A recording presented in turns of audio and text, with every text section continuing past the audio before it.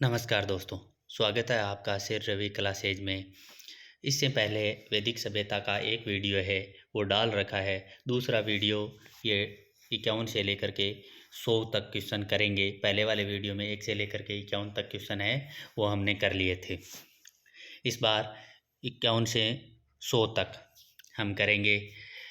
अगर आप चैनल पर नए हो तो चैनल को सब्सक्राइब कीजिए, वीडियो को लाइक कीजिए, अधिक से अधिक अपने दोस्तों के साथ शेयर कीजिए। और ये जो पर्सन हैं ये पुराने आए हुए एग्ज़ाम में पर्सन आए हुए पर्सन हैं और पिछले 30 सालों का जो पर्सनों का जो संग्रह है वो लिया है। 1990 से लेकर के 2022 तक के सारे पर्सन इसमें शामिल किए गए हैं। चाहे आरपीएससी हो, चाहे अधीनस्थ हो, चाहे उत्तराखंड लोक सेवा आयोग हो, बिहार लोक सेवा आयोग हो, यूपी लोक सेवा आयोग हो, छत्तीसगढ़ लोक सेवा आयोग हो, सबके पर्सन हैं वो लिए गए हैं। और कोशिश की गई है किसी भी पर्सन को दोबारा रिपीट ना किया जाए। एक बार जो पर्सन दे दिया है उसको दोबारा अगर अलग एग्ज़ाम में दूसरे एग्ज़ाम में दोबारा आया है तो उसको रिपीट नहीं किया गया। चलो अब चलते हैं, ज़्यादा टाइम नहीं लेते हुए अपने प्रश्नों की ओर। पहला प्रश्न, इस वीडियो का पहला प्रश्न, वैसे तो 51 नंबर प्रश्न है। 51 नंबर प्रश्न दे रखा है, भारत के किस स्थल की खुदाई से लौह धातु के प्रचलन के प्राचीनतम प्रमाण मिले हैं? 1 number Takshashila, 2 number Atranji Khera, 3 number Kaushambi, 4 number Hastinapur. तो इसमें अपने जो आंसर है वो हो जाएगा 2 नंबर। 2 नंबर अतरंजी खेड़ा है, यहाँ से लोहे गलाने की भट्टियाँ मिली है। इसके अलावा कुछ क्षेत्र और हैं वहाँ से लोहे युग की संस्कृति के जो अवशेष है वो मिलते हैं। जैसे अहिच्छत्र है, आलमगीरपुर है, मथुरा है, रोपड़ है, श्रावस्ती है, कांपिल्य है। इन स्थानों से भी लोहे युगीन संस्कृतियों के अवशेष है वो मिलते हैं। अगला क्वेश्चन है, उपनिषद पुस्तकें हैं धर्म पर आधारित, योग पर आधारित, विधि पर आधारित और दर्शन पर आधारित है। तो किस पर आधारित है? दर्शन पर आधारित है। उपनिषद जो पुस्तकें हैं वो दर्शन पर आधारित पुस्तकें हैं। इनको वेदांत भी कहा जाता है क्योंकि ये वेदों का अंतिम भाग है, इसलिए इसे वेदांत भी कहा जाता है। अगला क्वेश्चन है, निम्नलिखित में से किस एक वैदिक साहित्य में मोक्ष की चर्चा मिलती है? 1 नंबर ऋग्वेद में, 2 नंबर परवर्ती संहिताएं, 3 नंबर ब्राह्मण, 4 नंबर उपनिषद। तो किस में मिलती है मोक्ष की चर्चा? उपनिषद में। उपनिषद है वो वेदों में कहीं पर भी मोक्ष का जो विवरण है वो नहीं मिलता है। सबसे पहले उपनिषद में ही मोक्ष की चर्चा है वो मिलती है। और श्वेताश्वर उपनिषद है उसमें पहली बार है मोक्ष की चर्चा मिलती है। अगला क्वेश्चन 54 नंबर क्वेश्चन है, अध्यात्म ज्ञान के विषय में नचिकेता और यम का संवाद किस उपनिषद में प्राप्त होता है? तो किस उपनिषद में प्राप्त होता है? 1 number Brihadaranyaka, 2 number Chandogya, 3 number कंठ, 4 नंबर केन। तो किस में मिलता है यम नचिकेता संवाद? यम नचिकेता संवाद है वो कंठ उपनिषद में मिलता है। इसमें जो आचार्य यम हैं वो नचिकेता को उपदेश देते हैं आत्मा के बारे में, और आत्मा को अजर अमर बताता है, यानी ना तो इसका जन्म होता है ना इसकी मृत्यु होती है, ये नित्य और शाश्वत है। अगला क्वेश्चन है 55 नंबर, उपनिषद काल में राजा अश्वपति शासक थे। अब राजा अश्वपति कहाँ के शासक थे? 1 नंबर काशी के, 2 नंबर केकई के, 3 नंबर पंचाल के, 4 नंबर विदेह के। तो राजा अश्वपति कहाँ के शासक थे? केकई के। केकई के शासक थे। इसके अलावा कुछ राजाओं का और वर्णन मिलता है उपनिषदों में। जैसे विदेह का राजा था जनक, पंचाल के राजा थे परवाहन जावले, केकई के राजा अश्वपति जो बताया ही है मैंने, काशी के राजा अजातशत्रु, इनका भी वर्णन है वो मिलता है। अगला क्वेश्चन है, निम्न सभाओं में से किसे नारीष्ट कहा गया है जिसका अर्थ एक ऐसा प्रस्ताव था जिसे भंग नहीं किया जा सकता? 1 नंबर गण, 2 नंबर विदत, 3 नंबर समिति, 4 नंबर सभा। तो इसमें अपना आंसर हो जाएगा सभा। सभा में जो प्रस्ताव लिया जाता था उसको भंग नहीं किया जाता था।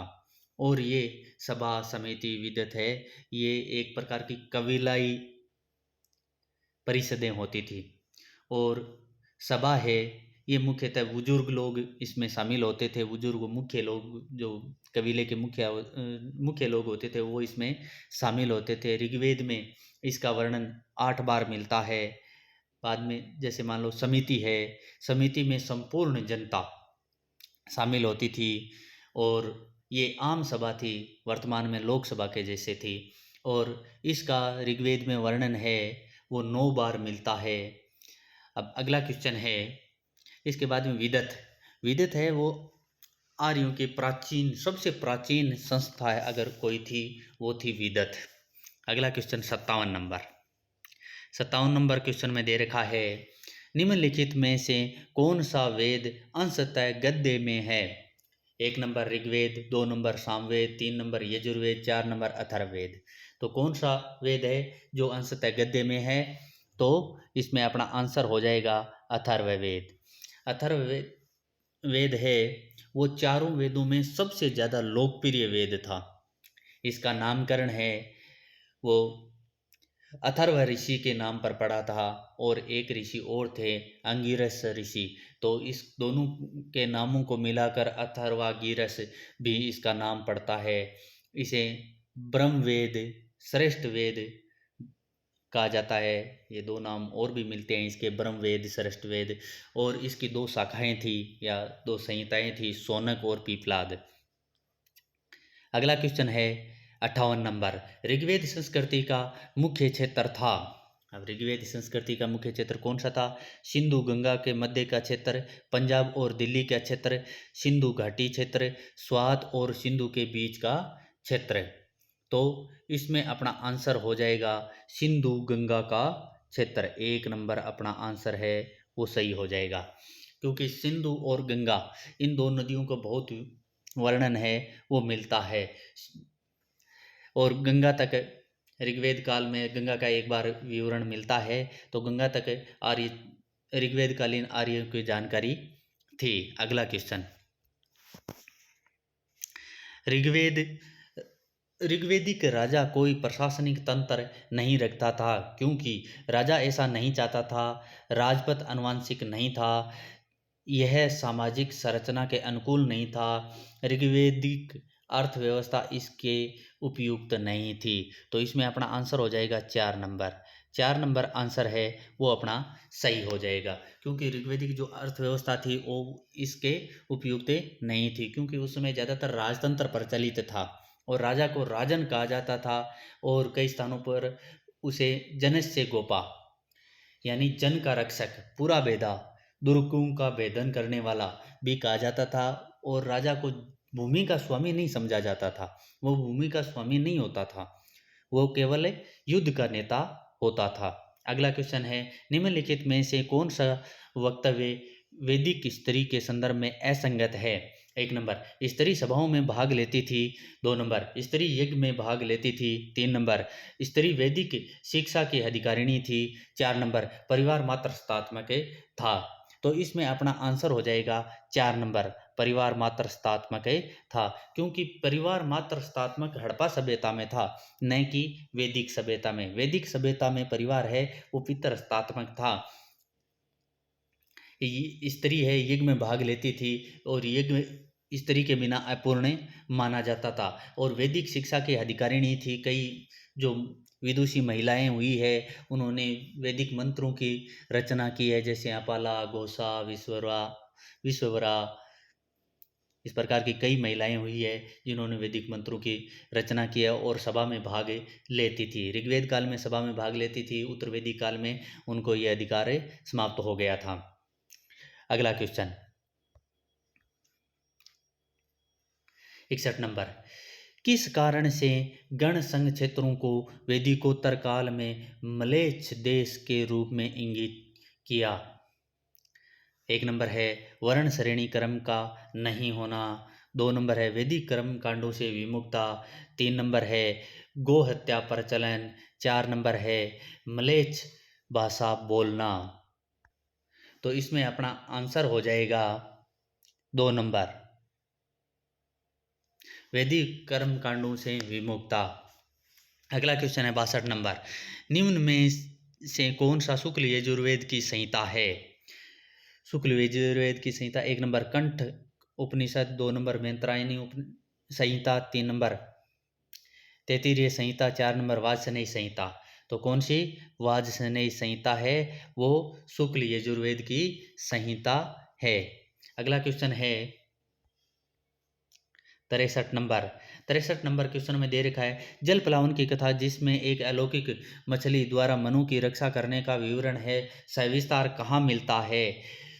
मनु को है बाढ़ से बचाया जाता है, वो कथा कहाँ पे मिलती है? 1 नंबर ऋग्वेद संहिता में, 2 नंबर वाजसनेयी संहिता में, 3 नंबर शतपथ ब्राह्मण में, 4 नंबर ऐतरेय ब्राह्मण में। तो कहाँ पे मिलती है? शतपथ ब्राह्मण में। कहाँ पे मिलती है? शतपथ ब्राह्मण में। जो अलौकिक मछली है वो मनु को बचाती है, और ये शतपथ ब्राह्मण है, शुक्ल यजुर्वेद का ब्राह्मण है। अगला क्वेश्चन है, सुनह शेष की कथा जिसमें उसके पिता अजितगर्त द्वारा उसे हरिश्चंद्र को बेच देने का वर्णन उपलब्ध है। तो इसमें पहला है ऐतरेय ब्राह्मण में, दूसरा है गोपत ब्राह्मण में, तीसरा है श्वेतेश्वर उपनिषद में, चौथा है वरदारण्य उपनिषद में। तो इसमें अपना आंसर हो जाएगा ऐतरेय ब्राह्मण में। ये कथा है कहाँ दे रखी है? ऐतरेय ब्राह्मण में। ऐतरेय ब्राह्मण है, इसमें कुल 8 मंडल है और प्रत्येक मंडल में 5 अध्याय हैं और कुल इसमें 40 अध्याय हैं और इसकी रचना है महिषदास ऐतरेय ने की थी। अगला क्वेश्चन है 65 नंबर, निम्नलिखित में से किस उपनिषद में इतिहास पुराण को शिष्यों को पढ़ाए जाने वाले विषयों की सूची में शामिल किया गया है? यानी जो शिष्यों को पढ़ाए जाने वाले विषय थे उनमें इतिहास और पुराण का नाम भी मिलता है। वो कहाँ मिलता है? मुंडक उपनिषद में, छांदोग्य उपनिषद में, पर्शन उपनिषद में, कंठ उपनिषद में। तो कहाँ पे मिलता है? छांदोग्य उपनिषद में।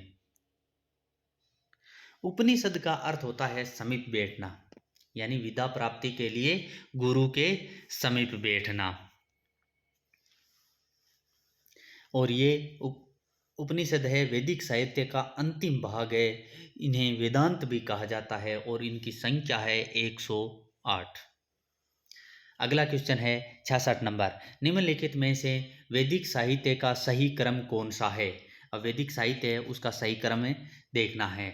सब पहला प्रश्न ऑप्शन दे रखा है वैदिक साहित्य उपनिषद आरण्यक ब्राह्मण, दूसरा दे रखा है वैदिक साहित्य संहिता वैदिक संहिता आरण्यक ब्राह्मण उपनिषद, तीसरा है वैदिक संहिता वेदांत आरण्य समृति, चौथा है वैदिक संहिता ब्राह्मण आरण्यक उपनिषद। तो इसमें अपना आंसर हो जाएगा 4 नंबर वैदिक संहिता ब्राह्मण आरण्यक उपनिषद। अगला क्वेश्चन है, आरंभिक वैदिक साहित्य में सर्वाधिक वर्णित नदी है? तो सर्वाधिक वर्णित नदी सिंधु, सतुद्री, सरस्वती, गंगा। तो सबसे ज़्यादा वर्णित नदी कौन सी है? सिंधु। ये सिंधु नदी है, इसका आर्थिक महत्व था, इसके कारण इसका वर्णन सबसे ज़्यादा है वो मिलता है। वैसे नदियों के बारे में सब बता रखा है, पहले वाले वीडियो में पूरा डिटेल से बताया गया है। आप उसमें पहले वाला वीडियो अगर देखना है तो इस वीडियो के डिस्क्रिप्शन में उसका लिंक मिल जाएगा, आप एक बार ज़रूर जाके उस वीडियो को देखें। क्वेश्चन नंबर 68, वैदिक नदी आस्किनी की पहचान निम्नलिखित नदियों में से किस एक के साथ की जाती है? तो इसके बारे में पूरा डिटेल से है पहले वाले वीडियो में बता रखा है। अगर आप इस चैनल पर नए हो तो चैनल को सब्सक्राइब कीजिए, वीडियो को लाइक कीजिए, अधिक से अधिक दोस्तों के पास शेयर कीजिए। और अन्य वीडियो है जो हड़प्पा सभ्यता के वीडियो मैंने पहले डाल रखा है, उसमें 224 क्वेश्चन मैंने डाले हैं। उससे पहले पाषाण काल के वीडियो भी मैंने डाल रखे हैं, उसमें 106 क्वेश्चन डाले हैं। तो वो वीडियो भी आप ज़रूर देखें, आपको ज़रूर पसंद आएगा। और अभी वैदिक काल चल ही रहा है, वैदिक काल के अभी ये दूसरा वीडियो है, इसके बाद में भी वीडियो आएगा। जितने भी 1990 से लेकर के आज तक प्रश्न पूछे गए हैं एग्जाम में, वो सारे प्रश्न डालने की कोशिश करूँगा, सारे के सारे प्रश्न हैं वो डाले जाएं।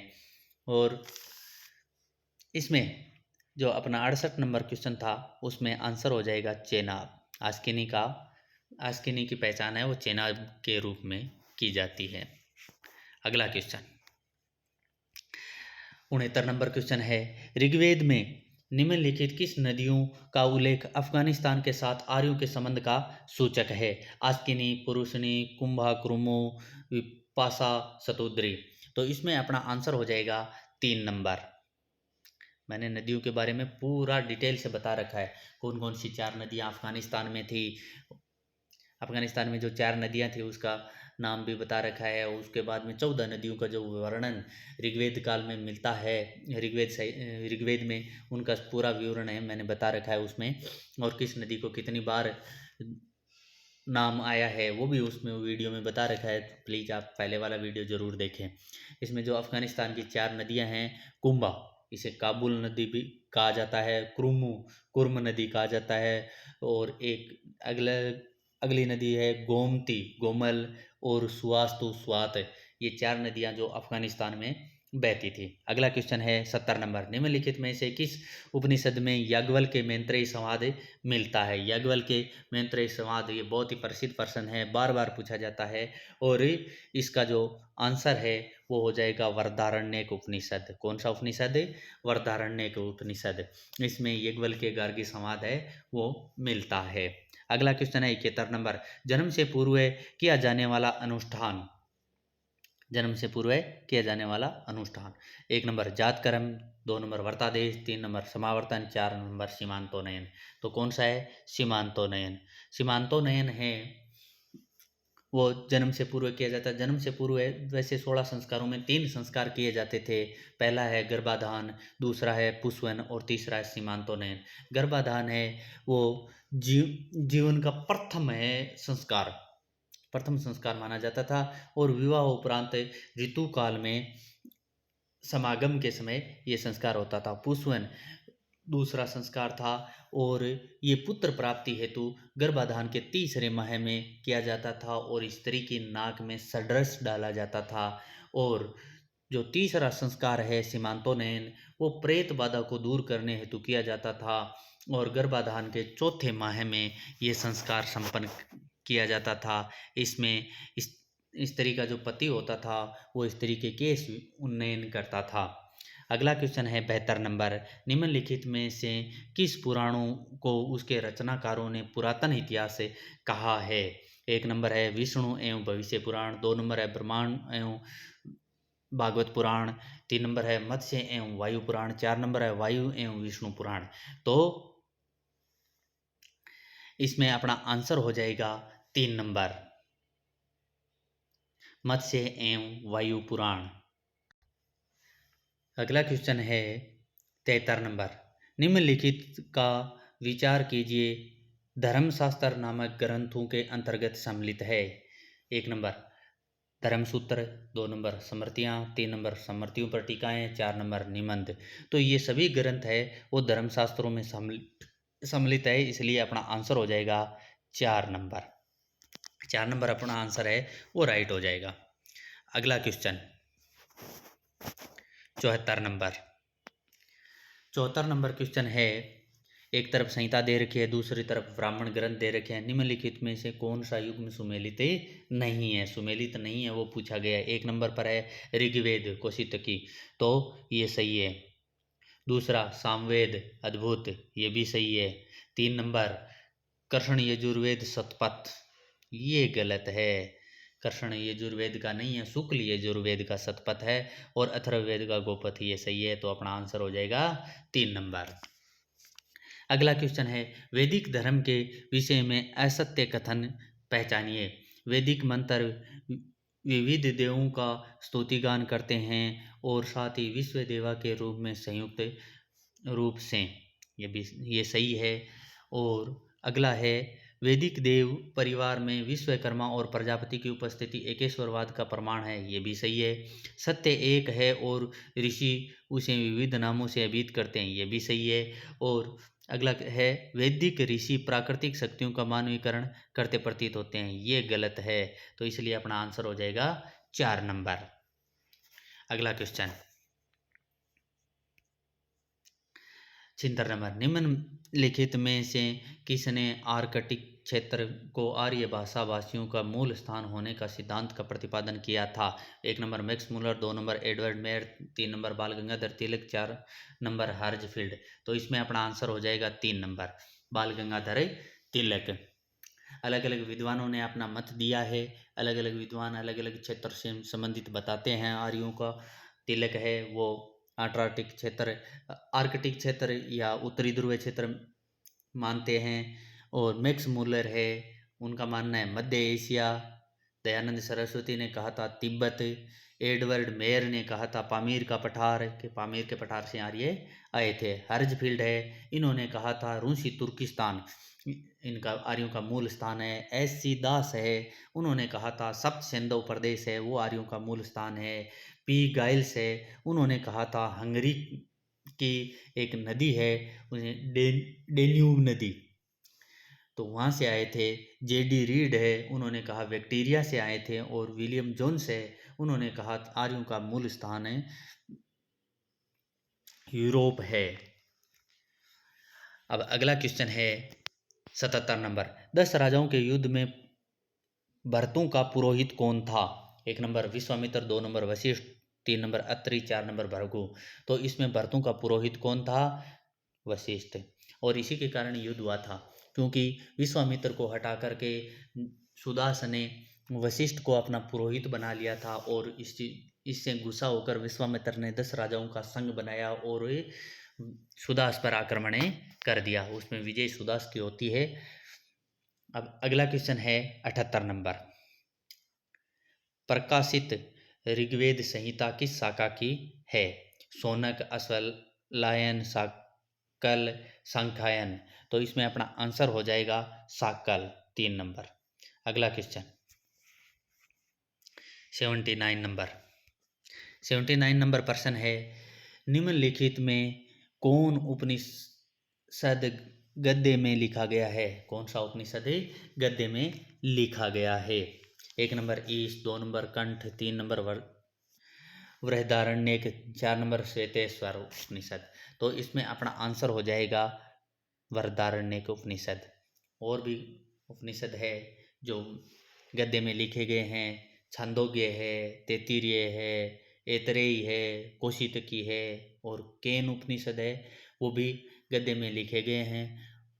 बृहदारण्यक में सर्वप्रथम है ये विचार मिलता है पुनर्जन्म के बारे में। पुनर्जन्म का विचार है वो सर्वप्रथम बृहदारण्य उपनिषद में मिलता है। अगला क्वेश्चन है 80 नंबर। ऋग्वेद के किन सूक्तों में भारतीय नाटक की अंकुर अवस्था का होना माना जाता है? विवाह सूक्त, आपरी सूक्त, संवाद सूक्त, पुरुष सूक्त। तो किस में माना जाता है? संवाद सूक्त में। किस सूक्त में? संवाद सूक्त में माना जाता है। अगला क्वेश्चन है 81 नंबर। 81 नंबर प्रश्न है निम्नलिखित में से कौन सा एक वैदिक अनुष्ठान उन लोगों को जो ब्राह्मण वर्ग के बाहर थे उन्हें प्रविष्ट कराने के लिए किया जाता था? यानी ब्राह्मण वर्ग से बाहर थे, उन्हें ब्राह्मण वर्ग में प्रविष्ट कराने के लिए कौन सा वैदिक अनुष्ठान है वो किया जाता था? 1 नंबर अग्निस्तोम, 2 नंबर अपतोर्यम, 3 नंबर वृत्तेस्थोम, 4 नंबर पंचरात्र। तो इसमें कौन सा किया जाता था? 3 नंबर वृत्तेस्तोम। अगला क्वेश्चन है 82 नंबर। किस उपनिषद में देवकी पुत्र कृष्ण का घोर अंगिरस के शिष्य के रूप में उल्लेख किया गया है? छंदोग्य उपनिषद, वृहदारण्य उपनिषद, मुंडक उपनिषद, श्वेताश्वर उपनिषद। तो 1 नंबर छांदोग्य उपनिषद है। इसमें कहा गया है कि कृष्ण है वो अंगिरस का शिष्य था, ऋषि अंगिरस है उनके शिष्य था। और छंदोग्य उपनिषद के बारे में पहले वाले वीडियो में पूरा डिटेल से मैंने बता रखा है। उस वीडियो का लिंक इस वीडियो के डिस्क्रिप्शन में मिल जाएगा, एक बार जरूर विजिट करना। अगला क्वेश्चन है 83 नंबर। निम्नलिखित में से कौन सा एक वैदिक साहित्य में उल्लेखित नहीं है? निष्क, हिरण्यपिंड, शतमान, कर्षापण। तो कर्षापण है वो वैदिक साहित्य में नहीं है, क्योंकि कर्षापण का उल्लेख है महाजनपद काल में मिलता है। अगला क्वेश्चन है 84 नंबर। निम्नलिखित में से कौन सी प्रथा चतुष्टय वेदोत्तर काल में प्रचलित हुई। एक नंबर है धर्म, अर्थ, काम और मोक्ष। दो नंबर है ब्रह्मचर्य, गृहस्थ, वानप्रस्थ, संन्यास। तीन नंबर है ब्राह्मण, क्षत्रिय, वैश्य, शूद्र। चार नंबर है इंद्र, सूर्य, रुद्र, मारुत। तो इसमें अपना आंसर हो जाएगा 1 और 2। इस प्रश्न को डिलीट किया गया था क्योंकि इसमें 2 आंसर मिलते हैं, धर्म, अर्थ, काम और मोक्ष। और ब्रह्मचर्य, गृहस्थ, वानप्रस्थ और संन्यास ये वैदिकोत्तर काल की दोनों ही वैदिकोत्तर काल में शुरू हुई थी। ब्राह्मण, क्षत्रिय, वैश्य, शूद्र ये जो वर्ण व्यवस्था है ये ऋग्वेद काल की है। और ऋग्वेद काल में इंद्र, सूर्य, रुद्र, मारुत इनके बारे में भी वर्णन मिलता है। तो वैदिकोत्तर काल में ये दोनों जो व्यवस्था है 1 नंबर में और 2 नंबर में, ये दोनों शुरू होने के कारण इस प्रश्न को है वो डिलीट किया गया था क्योंकि इसमें 2 आंसर सही थे। अगला क्वेश्चन है 85 नंबर। 85 नंबर प्रश्न में दे रखा है धर्म और रीत भारत की प्राचीन वैदिक सभ्यता के एक केंद्रीय विचार की को चित्रित करते हैं। इस संदर्भ में निम्नलिखित कथनों पर विचार कीजिए। 1 नंबर धर्म व्यक्ति के दायित्वों एवं स्वयं तथा दूसरों के प्रति व्यक्तिगत कर्तव्यों का संकलन था। 2 नंबर रीत मूलभूत नैतिक विधान था जो सृष्टि और उसके अंतर्निहित सारे तत्वों के क्रियाकलापों को संचालित करता था। उपरोक्त में से कौन सा या कौन से कथन सही हैं? इसमें पहला दे रखा है केवल 1, दूसरा केवल 2, तीसरा 1 और 2 दोनों, और चौथा न तो 1 न 2। तो इसमें अपना आंसर हो जाएगा 3 नंबर, 1 और 2 दोनों। अगला क्वेश्चन है 86 नंबर। भारतीय संस्कृति के अंतर्गत रीत का अर्थ है कृत्रिम नियम, प्राकृतिक नियम, मानवीय नियम, सामाजिक नियम। तो रीत का अर्थ है प्राकृतिक नियम।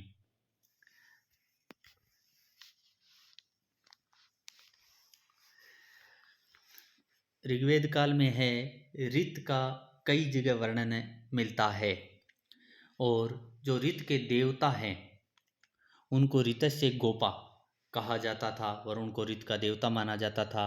और ये सृष्टि के जो सर्जन है उस समय से लेकर के और उस सृष्टि को सुव्यवस्थित और प्रतिष्ठित करने के लिए ये नियम बनाए गए थे। ये विश्व व्यवस्था का नियामक थे। रीत है जो विश्व व्यवस्था के नियामक थे। अगला क्वेश्चन है 87 नंबर। निम्नलिखित वैदिक देवताओं में किसे उसका पुरोहित माना जाता है? धौंस, इंद्र, बृहस्पति, अग्नि। तो बृहस्पति को वैदिक देवताओं का पुरोहित है वो माना जाता है। अगला क्वेश्चन है 88 नंबर। निम्नलिखित कौन सी एक ब्रह्मवादिनी थी जिसने कुछ वैदिक मंत्रों की रचना की थी? गार्गी, सावित्री, लीलावती, लोकमुद्रा। तो किसने की थी? लोकमुद्रा। इसके बारे में भी विवरण पहले वाले वीडियो में पूरा दे रखा है, स्त्री के बारे में भी। तो इसमें जैसे वैदिक मंत्रों की रचना है करने वाली लोकमुद्रा है, ये अगस्त्य ऋषि की पत्नी थी। और अन्य महिलाएं हैं उसमें अपाला, घोषा, विश्ववरा, ये महिलाएं हैं, इन्होंने भी वैदिक मंत्रों की रचना की थी। अगला क्वेश्चन है ऋग्वेद काल में निष्क शब्द का प्रयोग एक आभूषण के लिए होता था किंतु परवर्ती काल में इसका प्रयोग इस अर्थ में हुआ: शस्त्र, कृषि औजार, लिपि, सिक्का। तो किसके रूप में हुआ था? सिक्के के रूप में। निष्क का जो प्रयोग है सिक्के के रूप में हुआ था। अगला क्वेश्चन है ऋग्वेद काल में निष्क किस अंग का आभूषण था?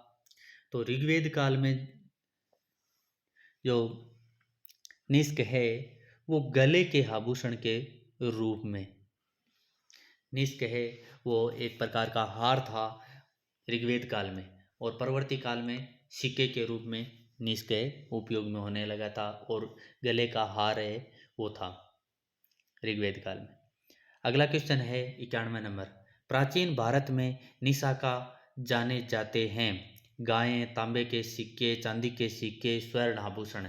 तो स्वर्ण आभूषण के रूप में जाने जाते हैं क्योंकि ये जो निशाका शब्द है ये बौद्ध जातक ग्रंथों में मिलता है और बौद्ध जातक ग्रंथ है उनमें 3 प्रकार के स्वर्ण सिक्कों या स्वर्ण आभूषणों के बारे में जानकारी जो मिलती है उसमें निशाका है या निष्क, उसके बाद में स्वर्ण है, उसके बाद में मसाका, और मूल्य की दृष्टि से देखा जाए तो मसाका है सबसे उच्च दृष्टि का था और सबसे निम्न दृष्टि का निशाका जो इसमें दे रखा है। अगला क्वेश्चन है 92 नंबर। डॉक्टर जायसवाल के अनुसार विधाता परिषद संबंधित थी राजनीतिक कार्यों से, धार्मिक कार्यों से, शिक्षा से, आर्थिक कार्यों से। तो इसमें अपना आंसर हो जाएगा धार्मिक कार्यों से। जो विधाता परिषद थी उसका कार्य है धार्मिक कार्य था। अब अगला क्वेश्चन है 93। निम्नलिखित में से कौन सा कथन असत्य है, असत्य की पहचान करनी है। 1 नंबर है ऋग्वेद में उल्लेखित देवताओं की संख्या 33 है, सही है।